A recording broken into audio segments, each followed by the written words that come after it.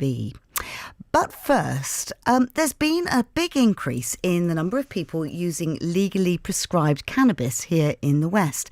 Now, since the law was changed in 2018, specialist doctors have been allowed to prescribe it for a variety of conditions, including chronic pain and mental health issues like anxiety. But it's not cheap. And according to a YouGov survey in 2019, more than 1 million people in the UK admitting to using the drug illicitly to treat an established medical condition.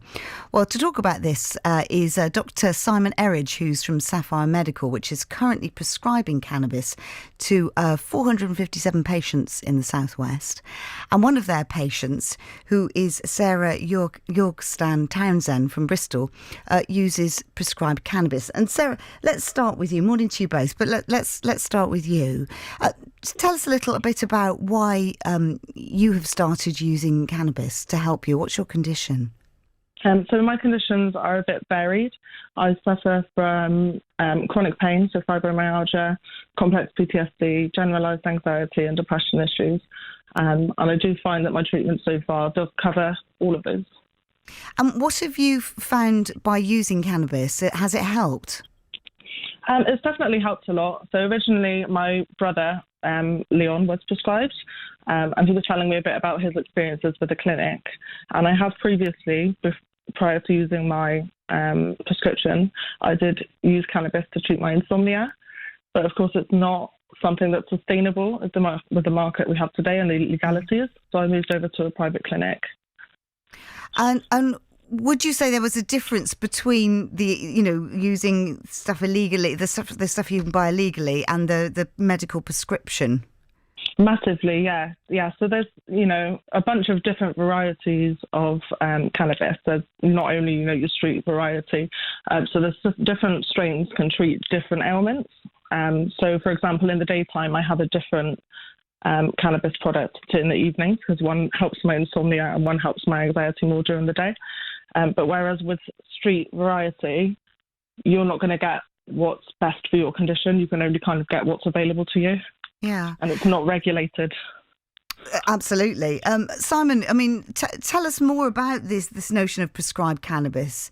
How does it differ from other medical treatments, traditional medical treatments? Yeah, good morning, Ali.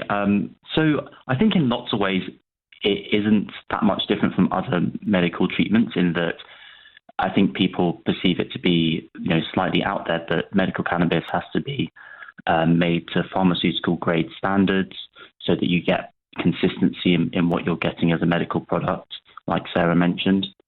But then also, in addition to that, making sure that the medication is safe for every individual as well. But the slight caveat to that is obviously it's difficult to access on the NHS and most people access it through private clinics like Sapphire medical clinics. And the reason for that is because at the moment medical cannabis can only be really considered after first-line licensed therapies. So for pain, for instance, if you've tried opioids and they haven't worked for you, that would be a condition whereby you might then be able to consider medical cannabis as an option for chronic pain. It's interesting because I've noticed from talking to lots of different people. I know for myself somebody who's, in their late 80s who is now using it. Do you think some of and finding it's really helpful when other stuff hasn't been, do you think people are taking more notice of it now and not thinking, I can't take a drug, in that sense? Do you think it's becoming, people are accepting it more in a medical use? I 100% agree with that, and I think that the stigma is reducing all the time around medical cannabis. And what we see from the research we've done around this is people are really happy to talk to their friends and family. And I think it's a combination of some of the research that we do at the clinics, which has shown, that people have had significant effects on their health-related quality of life, their anxiety, their pain scores, their sleep.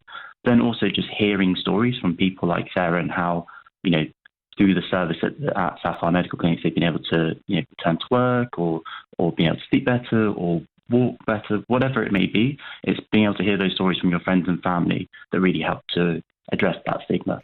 Sarah, did you ever feel there was any stigma attached to using cannabis, or being younger? I'm making an assumption here that it didn't worry you so much as it may worry somebody who's older, who's always associated it with drug use. Yeah, I think there's a big difference. I mean, growing up when I wasn't at a clinic, it is a bit iffy. I did get my parents saying, it doesn't help this, it doesn't do this, it doesn't do this. Whereas I'd seen the research myself to suggest that it does. So there's definitely a stigma. I don't encounter it much in my day-to-day life now. I'm not nervous about telling people now that I'm prescribed medical cannabis because it is becoming more the norm in a way. Yeah. What sort of people are coming to the clinic, Simon?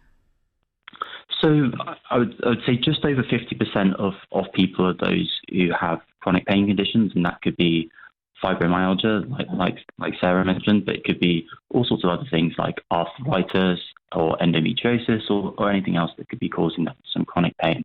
The next biggest group of patients that we see are those with anxiety or other anxiety disorders like post-traumatic stress disorder. And then we also see a number of neurological conditions. I think most people are most familiar with medical cannabis around epilepsy. So we see a number of patients with epilepsy, other movement disorders, and then also a small proportion of patients with Crohn's disease, ulcerative colitis as well. So quite a broad range. And when it becomes medical cannabis, does it remove stuff from it that perhaps you would still have if you were buying it illegally? Sorry to say, it's difficult to know, isn't it? I'm intrigued. Yeah, no. So the prescription is made up as to what the doctor and the patient think together is best for them, and so you could get a dried flower, which would be would look exactly the same as you would get on the street, but the difference would be that it's produced to a pharmaceutical grade. So that means that it's been given treatment to help remove any sort of nasty bugs that might be growing in it, to help and make sure that it's safe to be vaporized. But then also making sure that you're getting real consistency in your product and you know what is in there, and then you're able to tailor that towards the treatment and the outcomes. But also you can just prescribe the components from the cannabis plant, like cannabidiol, CBD or THC separately, and you can do that in oils or in capsules as well. So there is a variety of different cannabis-based products that you can use depending on what the desired outcome should be. And some of those products, the CBD products, can be bought over the counter as opposed to through a doctor, can't they? So I think that's correct. You can get CBD oils over the counter, but those aren't actually grown to pharmaceutical standards. Right. So you can't make any health claims about what they do because there's a wide spectrum of the amount of CBD that can be contained within those. So I would recommend that anyone who is considered using CBD oils for health reasons rather than well-being, then they would sort of consider approaching a clinic like Sapphire. Yeah, it sounds like, Sarah, it's transformed your life a little bit by being able to do it this way. Yeah, definitely. I mean, I'm on a mixture of both dry herb and oils, and I find they both help me in very different ways in different areas of my life, and it's definitely made life more manageable for myself. Well, listen, really interesting to talk to you both, and I know people who will be listening at home will be sort of mulling it over and thinking, because it is talked about so much now. Really interesting to hear the perspectives from the doctor and from somebody who's using it. Sarah and Simon, thank you very much indeed for joining us on the programme this morning. Without further